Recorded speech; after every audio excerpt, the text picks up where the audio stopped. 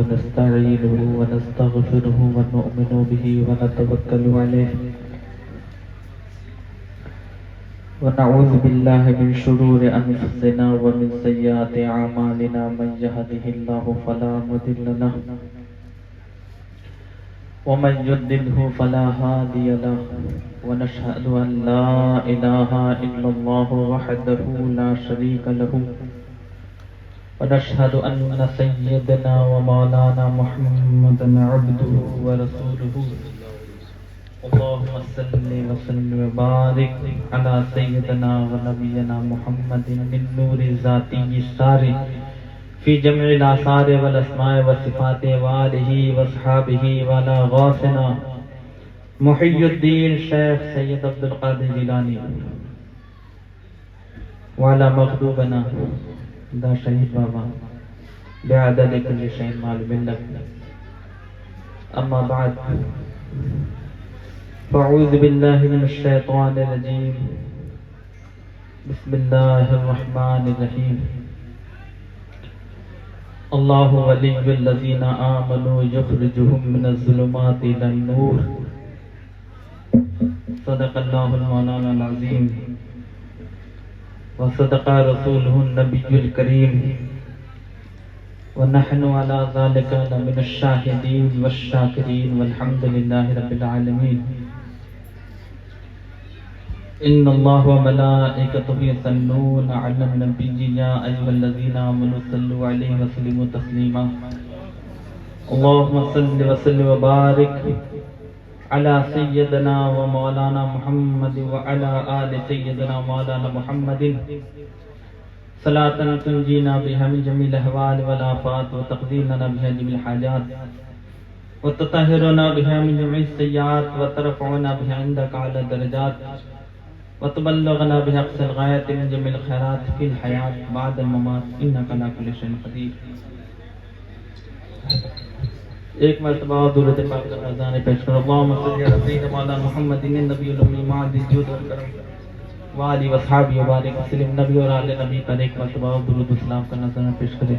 الصلاۃ والسلام علیک یا رسول اللہ وعلی آلک واصحابک وازواجک وذریاتک واہل بیتک واولیاء امتک یا رسول اللہ یا نور اللہ یا حبیب اللہ صلی اللہ علیہ وسلم. اللہ رب العالمین کا شکر ہے، اس کا بے انتہا فضل و کرم ہے کہ جس کی توفیق سے، جس کے فضل و کرم سے، جس کی مہربانی سے اور جس کی خاص رحمت سے آج ہم سب اس کے محبوب ولی سیدنا دا شہید بابا رضی اللہ تعالیٰ عنہ کے عرس مقدس میں شریک ہوئے.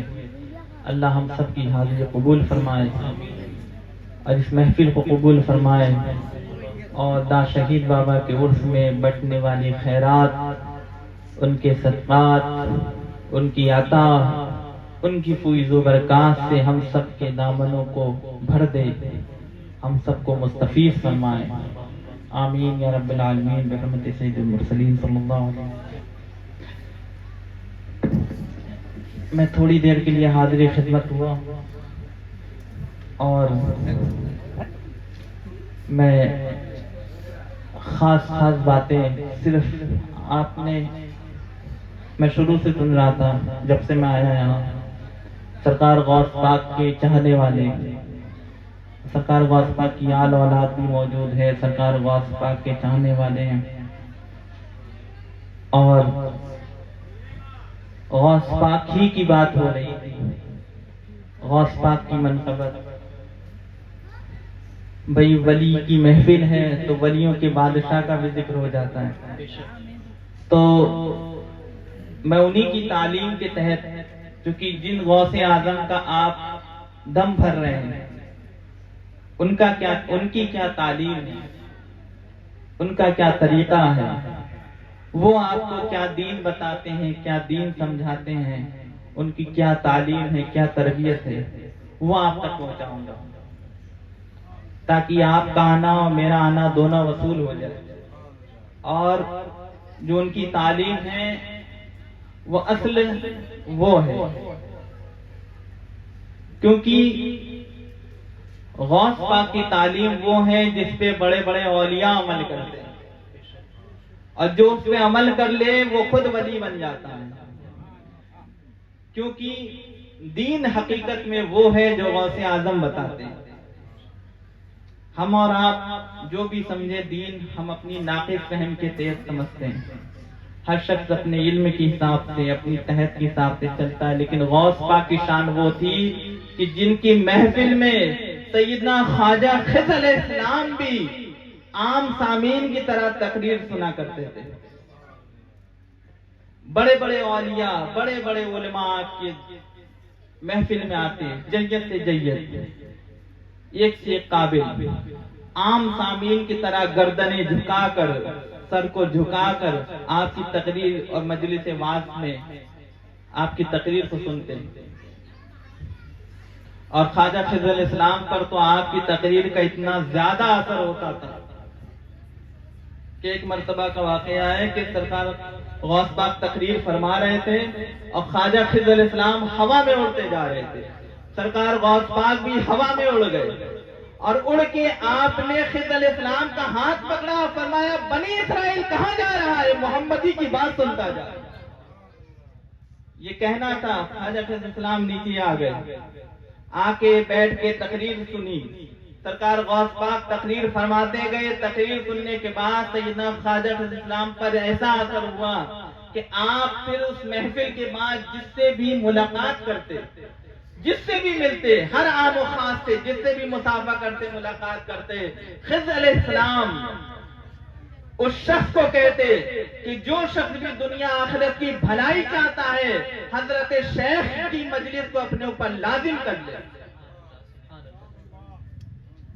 تو جن کی تعلیم کی، تربیت کی رہنمائی دینے والے خضر ہوں، ان کے علم کا عالم کیا ہوگا، ان کی تعلیم کا عالم کیا ہوگا، ان کی تربیت کا۔ تو سرکار غوث پاک کا یہ قول ہے، میں اسی کے اوپر تھوڑی سی تقریر کروں گا، اور اللہ مجھے اور آپ سب کو عمل کرنے کی توفیق عطا فرمائے۔ اور غوث پاک کے جو تعلیم ہوتی تھی وہ ظاہری علوم بھی اس میں بند ہوتے تھے، باطنی علوم بھی بند ہوتے تھے، اسی میں علم بھی ہوتا تھا، اسی میں معرفت بھی ہوتی تھی۔ تو سرکار غوث پاک کے قول ہے، میں نے پڑھا تھا کہ غوث پاک اکثر اپنی تقریر میں ایک قول بیان فرمایا کرتے تھے، کیونکہ محفل اللہ والوں کی ہے، یہاں میں علم کے ساتھ معرفت کی باتیں بھی کروں گا، جس کو سمجھ میں آئے سمجھ لے، نہ سمجھ میں آئے کوئی بات نہیں، جس کے حصے، جس کے نصیب میں جو حصہ ہوگا وہ مل جائے گا، اہل والے پا جائیں گے، نہ اہل والے نہ رہیں کوئی بات نہیں، سننے کا ثواب ملے گا۔ اور اللہ نے کبھی زندگی میں اس کی سوچ بڑھا دی تو اس کو آج کی بات تک سمجھ میں آ جائے گی۔ تو خیر، کیونکہ یہ غوث پاک کی بات ہے، نہ میری تعلیم ہے اور نہ کسی عالم کی، بلکہ یہ سرکار غوث پاک کا فیض ہے، اور وہ یہ کہ غوث پاک اپنی تقریر میں اکثر فرمایا کرتے تھے کہ مومن کا قلب، دل، مومن کا دل، اس کی 3 قسمیں ہیں، جو میں بیان کرنے جا رہا ہوں اس کو یاد کر لیجئے، جو میں آسان لفظوں میں بیان کرتا ہوں، میری تقریر بہت زیادہ پیچیدہ اور مشکل نہیں ہوتی، نہ میں شور شرابہ کم کرتا ہوں، آسانی کے ساتھ دین کی باتیں سمجھا دیتا ہوں تاکہ آپ خود بھی سمجھ لیں اور اگلے کو بھی سمجھا سکیں۔ اگر میں تقریر کروں اور آپ کے سمجھ ہی میں نہ آئے، فائدہ کیا ہوگا؟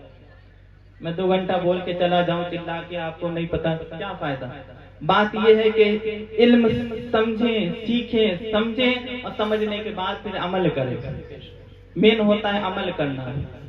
تو پہلی بات جو میں بات سمجھا رہا ہوں وہ سمجھیے گا۔ تو نبی کریم صلی اللہ علیہ وسلم کی سنت بھی ہے کہ آپ صلی اللہ علیہ وسلم بڑی آسان گفتگو فرماتے ہیں، اتنی آسان فرماتے، حالانکہ آپ صلی اللہ علیہ وسلم فرماتے تھے کہ مجھ سے بڑا فصیح و بلیغ پورے عرب و عجم میں نہیں ہے، اس کے باوجود آپ صلی اللہ علیہ وسلم اتنی سادہ گفتگو فرماتے تھے کہ جاہل سے جاہل آدمی بھی سمجھ لیتا تھا، اور جو مشکل الفاظ آتے تو حضور اپنی قابلیت دکھانے کے لیے اس الفاظ کو بالکل ایسے الفاظ استعمال ہی نہیں کرتے تھے کہ جو سامنے والے کے پلے نہ پڑے، بلکہ آسانی کے ساتھ آپ صلی اللہ علیہ وسلم اس مشکل الفاظ کو یا اس مشکل سینٹنس کو 3 مرتبہ دہراتے تاکہ سامنے والا سمجھ لے، کیونکہ دین اگر آپ کی بات میں سمجھ میں نہیں آئے گا تو پھر آپ نے حاصل کیا ہوگا؟ کلام فضول چلا جائے گا. کیونکہ غوث پاک کی تعلیمیں اور معرفت کی باتیں ہیں، اس لیے میں بہت آسانی سے سمجھاؤں گا، بہت اچھے سے سمجھیے گا. تو غوث پاک فرماتے ہیں مومن کا جو دل ہے اس کی 3 قسمیں ہیں. پہلا، جب مومن، پہلے ایک حدیث سے میں شروع کرتا ہوں، نبی کریم صلی اللہ علیہ وسلم کا قول اور غوث پاک کا قول ملا ہے. نبی کریم صلی اللہ علیہ وسلم فرماتے ہیں کہ جب مومن نیکی کرتا ہے تو اس کے دل پہ ایک نور کا نقطہ آ جاتا ہے، اور جب گناہ کر لیتا ہے تو وہ نور مٹ جاتا ہے. نیکی نور دیتی ہے. آپ عبادت کرتے ہیں، نمازیں پڑھتے ہیں، سچ بولتے ہیں، اچھے کام کرتے ہیں، بھلائی کے کام کرتے ہیں، اس سے نور ملتا ہے، آپ کے دل کو روشنی ملتی ہے. کمال کی بات یہ ہے کہ آپ جس دین کو فالو کرتے ہیں وہ دین اندھوں کا دین نہیں ہے، وہ دین روشنی والا ہے. اللہ ولی الذین آمنوا یخرجهم من الظلمات الی النور. اللہ ولی ہے مومنوں کا جو انہیں اندھیروں سے نور کی طرف لاتا ہے. یہی آیت میں نے تقریر میں بیان کیا. کیوں؟ کیونکہ جب آپ اللہ کسی کو، بندے کو توفیق عبادت دیتا ہے، توفیق اطاعت دیتا ہے، تو اللہ اس کا دوست ہوتا ہے، اللہ اس کا مددگار ہوتا ہے. تو مومن کو جب نیکی کرنے کی توفیق دیتا ہے تو یعنی اللہ اس سے دوستی کرنا چاہتا ہے کہ اس کو اپنی اطاعت میں، عبادت میں مشغول کر دیا. دنیا کی ایک مثال دیتا ہوں. آپ کسی سے محبت کرتے ہیں، کیا چاہتے ہیں؟ محبوب ہمیشہ آپ کے سامنے رہے، زیادہ نظروں سے اوجھل نہ ہو. تو بس اللہ بھی جب بندے سے محبت کرتا ہے تو چاہتا ہے میرا بندہ میرے ذکر میں زیادہ مشغول ہو، مجھے زیادہ یاد کرے، میری فکر میں رہے، میری دھن میں رہے. اس لیے اللہ اس کو توفیق کی عبادت دے دیتا ہے، توفیق کے ذکر دے دیتا ہے کہ بندہ ظاہر میں، باطن میں، نماز میں، پڑھائی میں، عبادت میں، نیکی کے کاموں میں، حقوق اللہ کے بھی عبادت، حقوق العباد بھی، سب عبادت ہے. تو اللہ اچھے کاموں، نیکا کاموں میں لگا دیتا ہے. کیوں؟ کیونکہ اللہ چاہتا ہے یہ بندہ نیکیوں کے ذریعے، نیک کاموں کے ذریعے یہ مجھ میں مشغول رہے، ادھر دنیا کے گورکھ دھندوں میں نہ پھنسے، بلکہ مجھ میں زیادہ مشغول رہے. تو اللہ مومن کا مددگار ہوتا ہے، ولی ہوتا ہے. ولی کا معنی مددگار بھی ہے، دوست بھی ہے، اور محبت کرنے والا بھی ہے. تو اللہ بندے سے محبت کرتا ہے. جب محبت کرتا ہے تو اسے توفیق عبادت، توفیق نیک راہ کی ہدایت دیتا ہے. اور جب وہ نیک کام کرتا ہے تو اس کو نور ملتا ہے، اس کو روشنی ملتی ہے.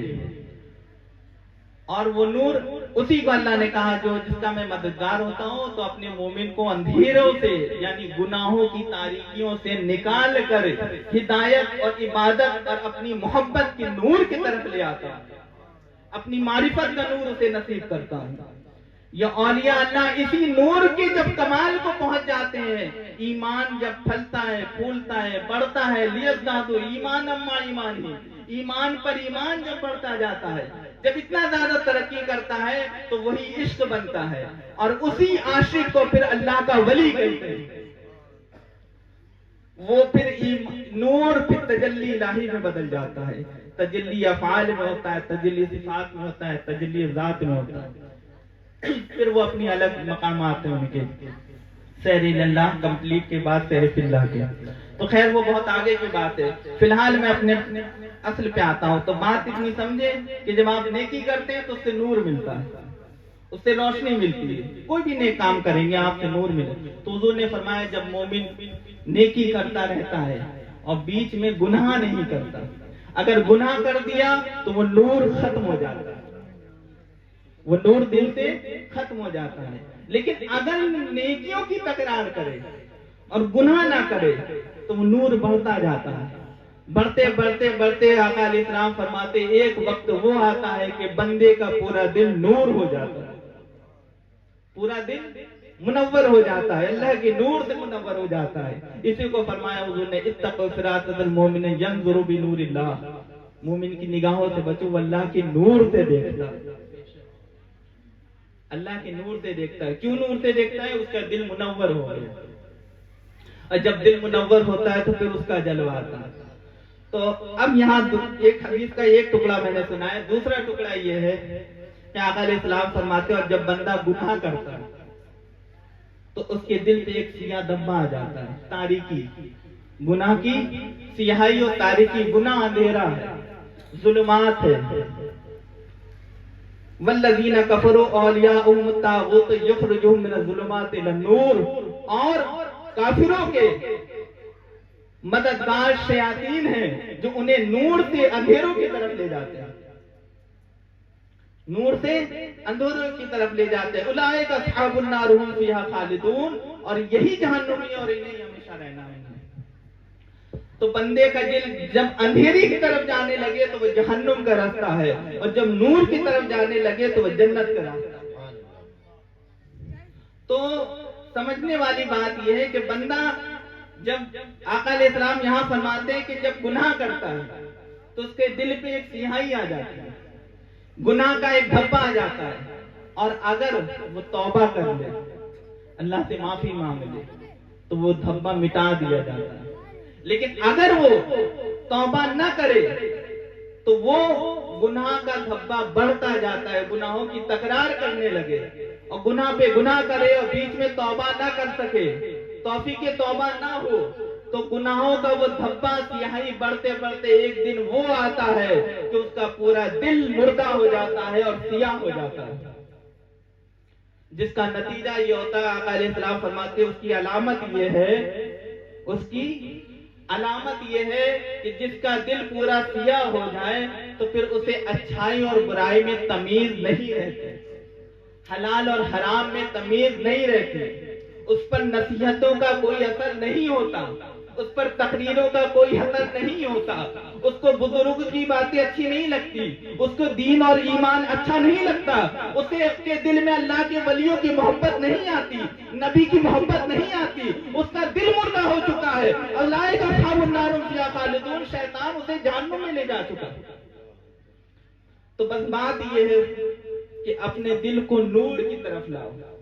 ولیوں کی محفل میں آئے ہیں، ان کے عرس میں آئے ہیں، ان کی مجلس میں آئے ہیں، تو ان کے پاس بیٹھنے سے بھی نور ملتا ہے، روشنی ملتی ہے۔ ان کے پاس اولیاء اللہ کی صحبت، یک ساتھ صحبت اولیاء بے طرح 7 سالہ طاعت بیریا، کہ ایک لمحہ کسی اللہ کے ولی کی صحبت میں بیٹھنا 100 سال کی عبادت بیریا سے بہتر ہے۔ کیوں؟ کیونکہ یہ اللہ کے نور کا مجسم ہے، یہ نور ہی نور ہے۔ ان کے پاس بیٹھو، ان پر ہمیشہ اللہ کی نور کی بارش ہوتی رہتی ہے، چھن چھن کی آپ کو بھی فیضیاب کرتی رہتی ہے۔ جو صحبت میں بیٹھے ان کو بھی نور ملتا ہے، وہ بھی محروم نہیں رہتا۔ تو بس ان پر تو ہر وقت بارش ہوتی رہتی ہے، ان کے عرس میں بھی نور ہی کی بارش ہو رہی ہے، اور یہ نور ابھی ہمیں نہیں دکھ رہا۔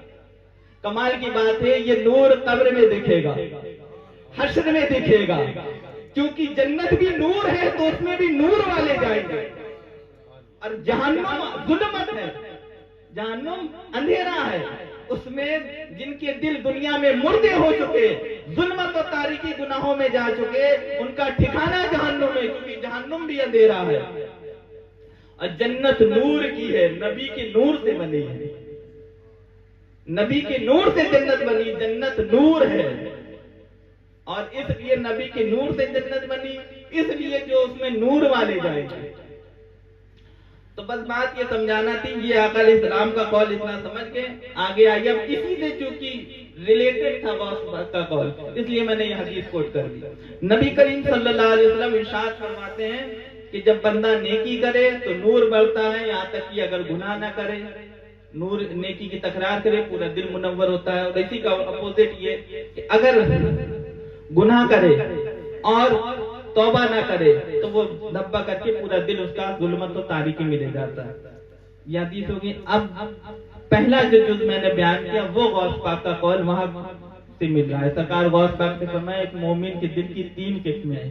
پہلا، مومن کا دل جب نور میں آتا ہے۔ اب یہاں مومن کے دل کی بات ہو رہی ہے، جو حدیث کا پہلا ٹکڑا بیان کیا کہ جب نیکی کرتا ہے مومن، نیک عمل کرتا ہے تو اس کے دل پہ نور آتا ہے۔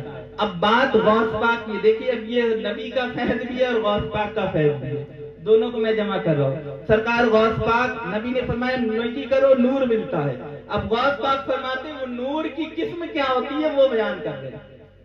نور کی بھی اقسام ہیں، تو اس نور کی اقسام کا بیان سرکار غوث پاک فرما رہے ہیں کہ جب مومن نیکی کرتا ہے تو اس کے دل میں نور آتا ہے، تو سب سے پہلے جو نور اس کے دل پر طلوع ہوتا ہے وہ نجم حکمت ہوتا ہے۔ نجم حکمت میں یعنی نجم ستارے کو کہتے ہیں، تارے کو کہتے ہیں ستارہ، اور حکمت یعنی علم و حکمت۔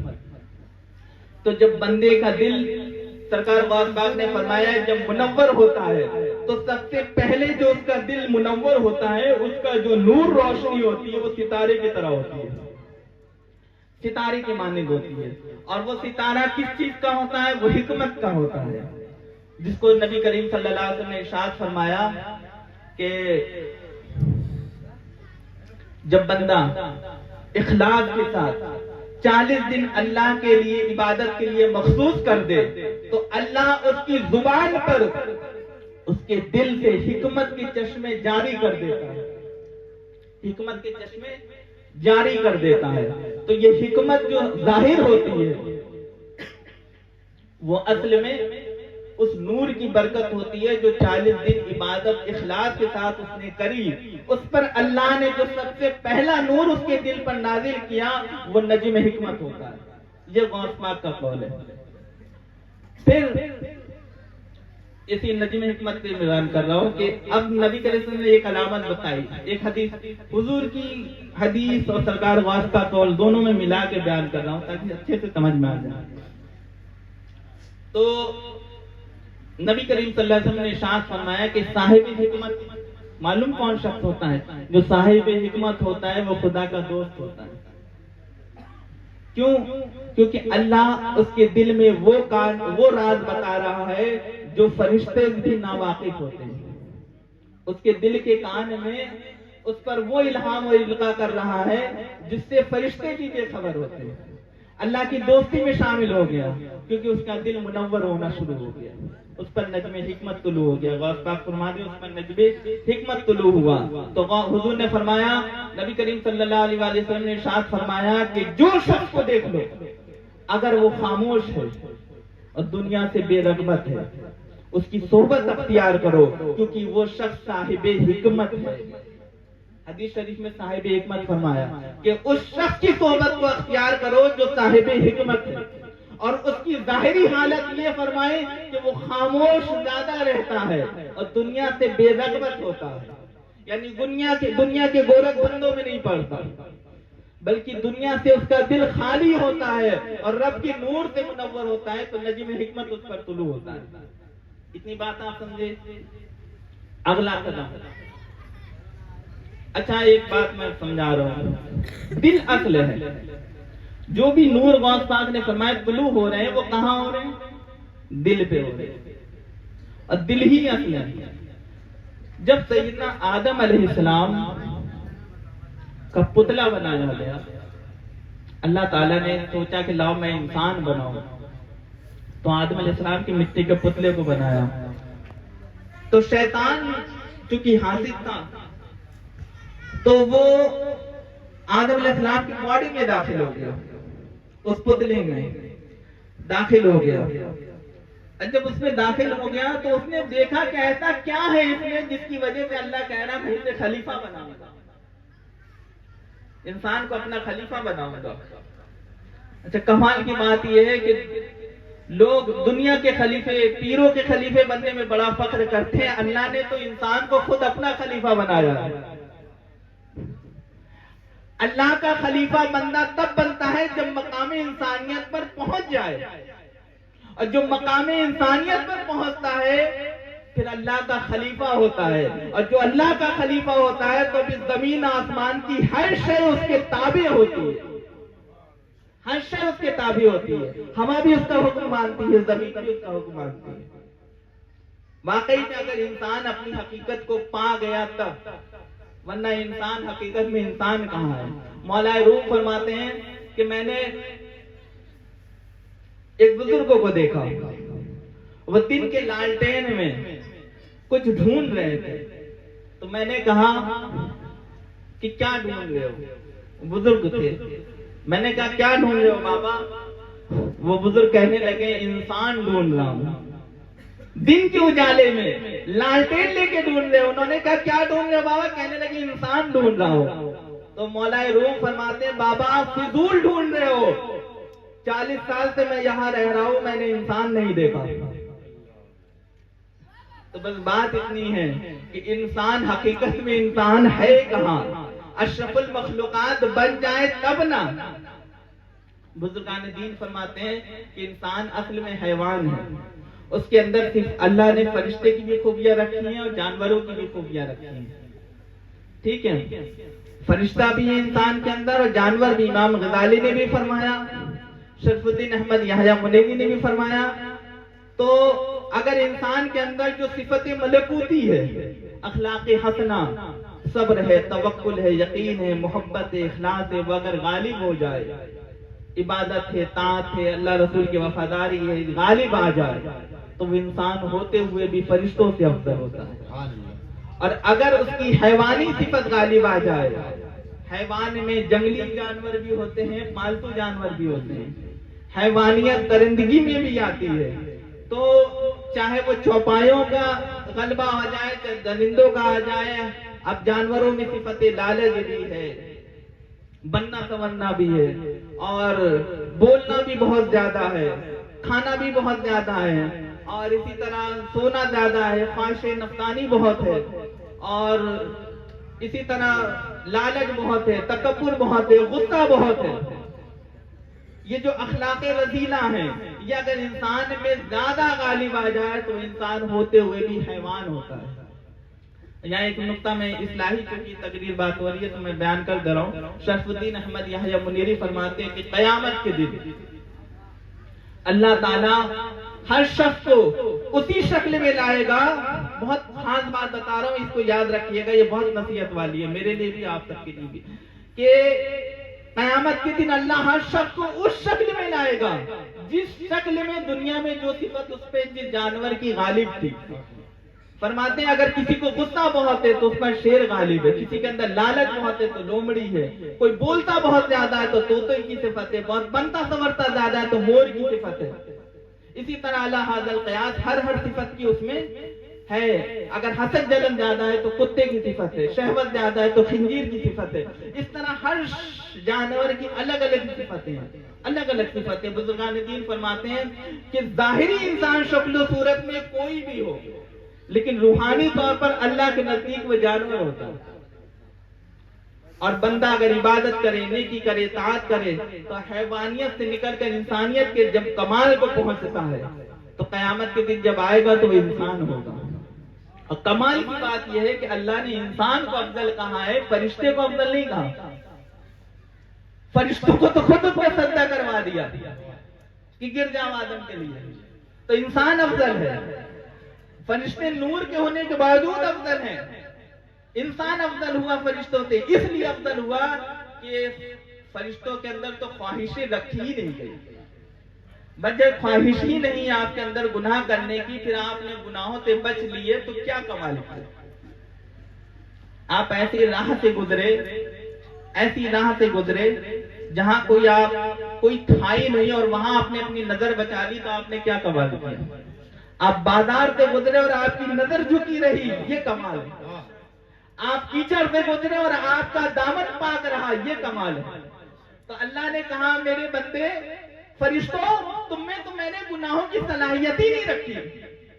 تم اگر گناہوں سے معصوم ہو تو یہ تو میرا کرم ہے, تمہارا کیا کمال ہے. انسان وہ ہے جس میں نے خواہشیں رکھ دی, دنیا کی غلاظتوں میں اتار دیا. ثم رددناہ اسفل سافلین, اچھا بنایا اور گھٹیا جگہ اتار دیا, دنیا میں اتار دیا, گناہوں کی آلودگیوں میں رکھ دیا, اور یہاں رہ کر بھی گندگی میں رہ کر بھی گندے نہ ہوئے.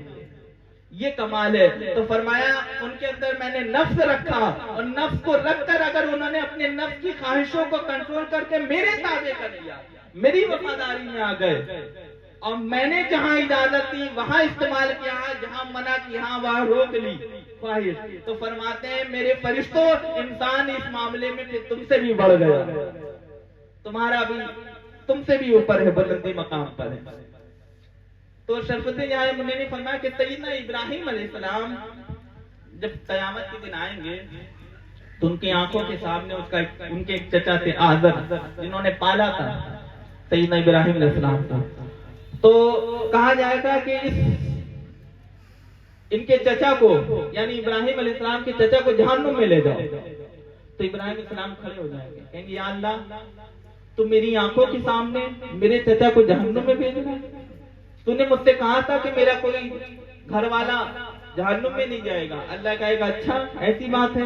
اللہ کہے گا اچھا اس کی اصلی شکل میں لاؤ. تو ایک کتے سے اوپر کا کوئی ایک جانور ہے، میرے نام ذہن میں نہیں ہے، تو کتے کے اوپر کا ایک شکل کا ایک جانور تھا. وہ چچا کو آزر جو ہے اس کی اصل شکل دکھائی جائے گی ابراہیم علیہ السلام کو، اور اس شکل میں بدل دیا جائے گا. اللہ پوچھے گا اے ابراہیم کیا اب بھی تم اسے اپنا چچا کہتے؟ ابراہیم علیہ السلام کہیں گے نہیں یا اللہ یہ نہیں ہے. تو فرمائے لے جاؤ جہنم میں. تو بس بات یہ ہے اولیاء اللہ کو اسی دنیا میں جو آنکھ والے ہوتے ہیں ان کو جانور بھی دکھتے ہیں. ایک بزرگ بیٹھے تھے، مذہوب تھے اللہ والے، برہنہ تھے یعنی کپڑے نہیں پہنتے تھے، اور بیٹھے ہوئے تھے. بادشاہ اور اس کی پوری فوج سامنے سے گزر گئی. انہوں نے اپنا بغل میں کمبل رکھا تھا لیکن ڈھانکا نہیں، انہوں نے ستر بھی نہیں ڈھانکا، نہیں پورے برہنہ تھے اللہ والے. تو بادشاہ اس کی پوری فوج گزر گئی، پردہ نہیں کیا انہوں نے. ایک شخص اس کو نوٹس کر رہا تھا. ایک دم لاسٹ میں 2 سپاہی جب جا رہے تھے تو انہوں نے پھٹ سے کمبل اٹھائے اور اپنے اوپر ڈال دیا. تو وہ شخص جو نوٹس کر رہا تھا جب بادشاہ کے اندر گئے، وہ 2 شخص گزر گئے، تب وہ گیا کہنے لگے بابا یہ بات سمجھ میں نہیں آئی کہ پوری قوم نکل گئی، بادشاہ اور اس کی پوری فوج نکل گئی، اور آپ نے خود اپنا سطر تک نہیں ڈھکا. ان سے آپ کو شرم و حیا نہیں آئی، اور 2 آدمی لاسٹ میں جا رہے ہیں تو ان سے آپ چھپا رہے اپنے آپ کو، ایسا کیوں؟ تو انہوں نے کہا دیکھنا چاہتے ہو؟ ہاتھ پکڑا آگے لے گئے بادشاہ کی فوج کے پاس، اور بادشاہ کے پاس انہوں نے اپنا کمبل لیا، اس شخص پوچھنے والے کے سر پر ڈال دیا. کہا دیکھو. تو دیکھا بادشاہ اور اس کی ساری فوج سارے جانور تھے، سارے جانور تھے. کوئی بکری ہے، کوئی بیل ہے، کوئی کتا ہے، کوئی گدھا ہے، مطلب الگ الگ جانور تھے جو جس پر جیسی صفت غالب تھی. تو پھر انہوں نے کہا اب اس 2 شخص کو دیکھو جس سے میں نے پردہ کیا تھا. جب ان کو دیکھا تو وہ انسان تھے. تو کہنے لگے حیا انسانوں سے کی جاتی ہے، جانوروں سے نہیں. حیا انسانوں سے کی جاتی ہے، جانوروں سے نہیں. تو بات یہ سمجھنی ہے کہ اولیاء یہ کہتے ہیں کہ اپنے اندر سے حیوانی صفات نکالیں. تو بات بہت لمبی ہو گئی، تو اتنی بات سمجھیے گا کہ سارا تصوف اور ساری ولایت انسان بننے کا نام ہے. یہ اولیاء اللہ کی حقیقت میں ولی ہوتا کون ہے؟ جو اللہ کا خلیفہ بن جائے.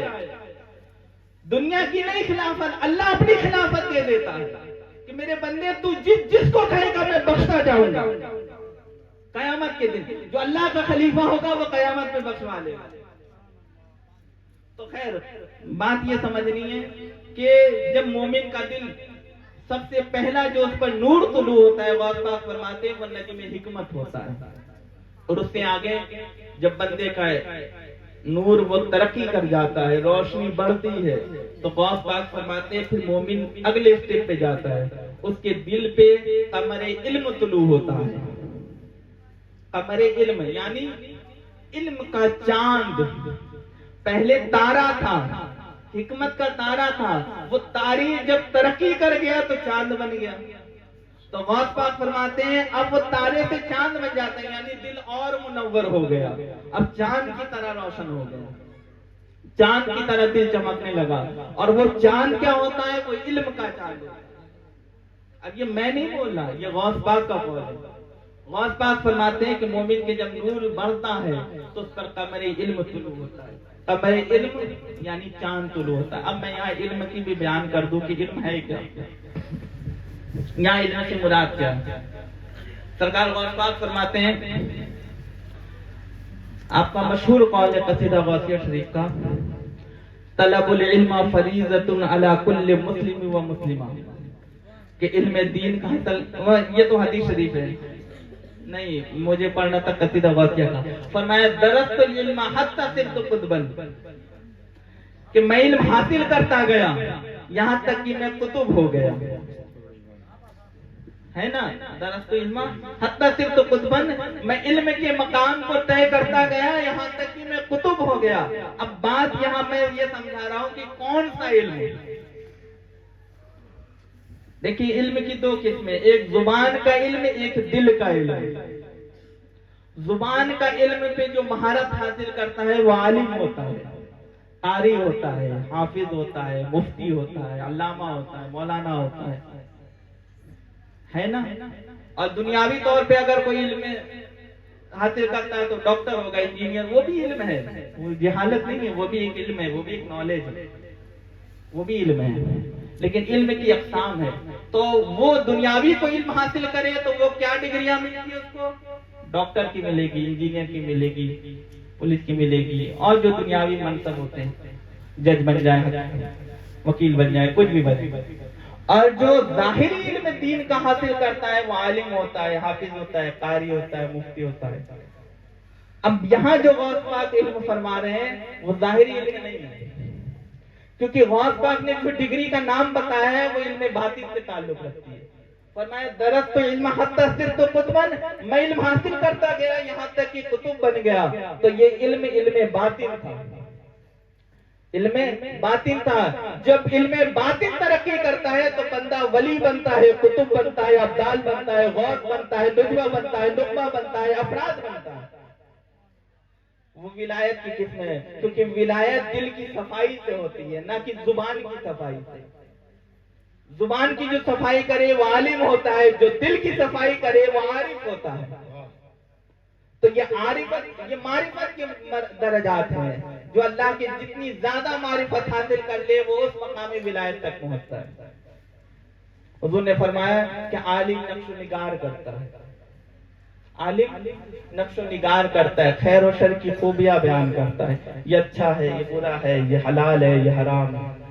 ٹھیک، نبی کریم صلی اللہ علیہ وسلم نے فرمایا اور عارف دلوں کا سیقل کرتا ہے، دلوں کو صاف کرتا ہے، اللہ کے ذکر سے دل کو صاف کرتا ہے، ماں سوا اللہ سے دل سے پاک دلوں کو صاف کرتا ہے، اور اللہ کے نور سے دل کو منور کرتا ہے. اور دل جب نور بڑھتا جاتا ہے تو اس کا قمر علم طلوع ہوتا ہے. وہ علم جب کمال کو پہنچتا ہے تو بندہ قطب ہوتا ہے، غوث ہوتا ہے، ابدال ہوتا ہے.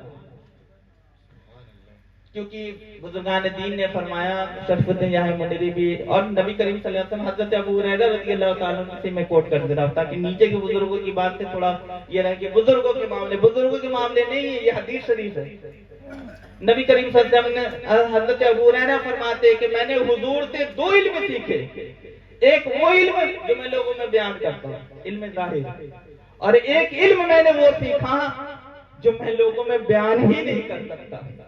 اگر بیان کر دوں تو لوگ میری گردن کاٹ دیں، کیونکہ لوگ اس کے اہل نہیں ہیں، اس بات کو سمجھ ہی نہیں سکتے. خواجہ بندہ نواز گیسو دراز نے فرمایا کہ اولیاء جب اپنے کشف کے مطابق عمل کرتے ہیں تو دنیا انہیں پاگل کہتی ہے. تو علم کی دو قسمیں، ایک علم ظاہر، ایک علم باطن. اب میں نام الگ الگ ہے لیکن چیز ایک ہے، سمجھیے گا بات. علم ظاہر، علم باطن. علم معاملات، علم ظاہر کو علم معاملات بھی کہتے ہیں، علم معاملات بھی کہتے ہیں، اور علم باطن کو علم مکاشفات بھی کہتے ہیں. اب میں قرآن شریف سے بیان کر دے رہا ہوں علم ظاہر علم باطن کا کیا مسئلہ ہے. علم ظاہر کو علم شریعت بھی کہتے ہیں، اور علم باطن کو علم لدنی بھی کہتے ہیں. سمجھ گئے آپ؟ اب میں قرآن سے بیان کر دے رہا ہوں تاکہ کوئی غلطی نہ رہ جائے. بڑا مشہور واقعہ ہے سورہ کہف میں، موسیٰ علیہ السلام کا خضر علیہ السلام کا. موسیٰ علیہ السلام سے ملاقات خضر علیہ السلام نے جب کی، مطلب موسیٰ علیہ السلام نے، واقعہ معلوم ہے، میں واقعہ بیان نہیں کر رہا، صرف میں علم کی معنی بس بیان کر دے رہا ہوں، ایک نقطہ اخذ کر رہا ہوں بس اس واقعے سے. سیدنا موسیٰ علیہ السلام نے جب ملاقات کی خواجہ خضر علیہ السلام سے تو کہا اے خضر، اللہ نے ایک علم سے آپ کو نوازا ہے، ایک علم سے مجھے نوازا ہے. اللہ نے قرآن میں کہا کہ میں نے خضر کو وَعَلَّمْنَاهُم مِّن لَّدُنَّا عِلْمًا، میں نے علم لدنی سے نوازا، اپنا ایک خاص علم دیا۔ تو خضر علیہ السلام نے فرمایا کہ موسیٰ علیہ السلام آپ کو بھی اللہ نے ایک علم کے ساتھ